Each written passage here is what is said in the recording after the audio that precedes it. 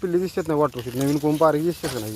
ज्यावेळी ह्याला पानं सुटतील चांगली शी त्यावेळेला पिल्ली, plot रान ला भरूनच गच गच दिसणार. शी पिल्ली ह्याच्यावर गेल्याशिवाय तुम्ही भर लावत हा. टोटली. आणि मोजून खाली- द्यायचं ना. आता ह्या गड्ड्याची संख्या नाही भर लावायसारखी आहे. पण ह्या गड्ड्यांची नाही हा. का? त्यांचं कोंबाची संख्या बारीक आहे. बारीक आहे. त्याला जरी भर लावली जरी येऊन निघून गेला तरी मुजणार इथवर नाही. माती आली तरी इथवर हा मुजत नाही. मुजत नाही.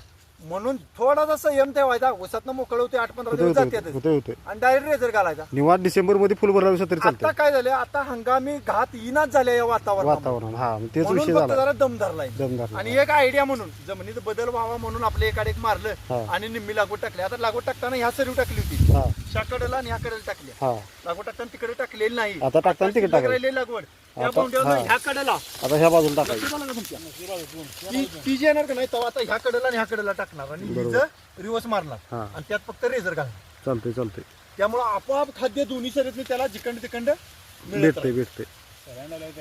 तर कायमच माझा असा असतो टेंबू काय जमिनी आपल्या बाद आहेत हो, दलदल जमिनी आहे. त्या जमिनीतली काय आहे आता पाणी पाजून कोण म्हणेल का 10-12 दिवस झाले तरी ओल किती आहे बघा. काय उपयोग आहे त्याचा? हे वातावरण नॅचरल ऊन लागणं झालं या. नमस्कार शेतकरी मित्रांनो, आज आपण पारगाव गावामध्ये व्हिजिटसाठी आलेलो आहे. अडसा लागण प्लॉट आहे. ह्या प्लॉटमध्ये आंतरपीक आपण भुईमूग घेतला होता. आपल्याबरोबर शेतकरी आहेत, त्यांची ओळख करून घेऊ आणि त्यानंतर या प्लॉटला कशा पद्धतीने ट्रीटमेंट केलं आहे ते आपण त्यांच्याकडनं जाणून घ्यायचं.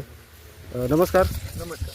तुमचं पूर्ण नाव आणि पत्ता सांगा. माझं नाव सतीश सुभाष पाटील, राहणार नवी पारगाव, तालुका तालुका हातकर्णी, जिल्हा कोल्हापूर. ओके. आपली लागण किती तारखेची आहे? लावण जून महिन्यातली. जून महिन्यात लागण आहे. जून महिन्यात साधारण ह्याच्यामध्ये आंतरपीक आपण काय घेतलं होतं? भुईमूग घेतला होता. सुरुवातीला आपण खतांचं नियोजन काय केलं नव्हतं कारण काहीच पाऊस नाही, काळ काहीच जास्त होता. पाऊस काळ जास्त असल्यामुळे एक चिमूट लागवड नाही. सुरुवातीला लागवड काय केलं नाही. आपण भुईमूग काढल्यानंतर लागवडीचं नियोजन चालू केलं. त्याच्या अगोदर आपण आळवणे फक्त 2 दिल्या होत्या. 2 आळवण्या फक्त केल्या. आपल्या 2 आळवणे पावसाची उघडझाप बघून एक 2 आळवण्या आपण घेतल्या. 2 आळवणे घेतल्या होत्या. साधारण तसं ट्रीटमेंट म्हटलं असं तर मागच्या 1.5 महिन्यापासून ट्रीटमेंटला लावलेलं फुल ट्रीटमेंट चालू झालं. 1.5 महिना झाला.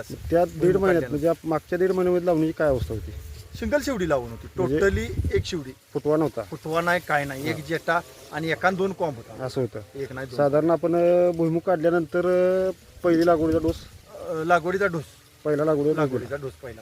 त्यानंतर परत बाळभरणीचा आता दुसरा डोस दिला. दुसरा तर आता काय काय बदल झालेला दिसतो आपल्याला त्यात? बदल फुटव्याची संख्या भरपूर झाली. हा कोंबाची संख्या चांगली आहे. चांगलं आहे, जाडी चांगली आहे. जाडी चांगली पडली. तर शेतकरी मित्रांनो बघू शकताय अतिशय चांगल्या प्रकारे ऊसाची ग्रोथ आपल्याला झालेली दिसून येते. जरा फुटवे संख्या मोजा या ठोंबात. किती मोजा?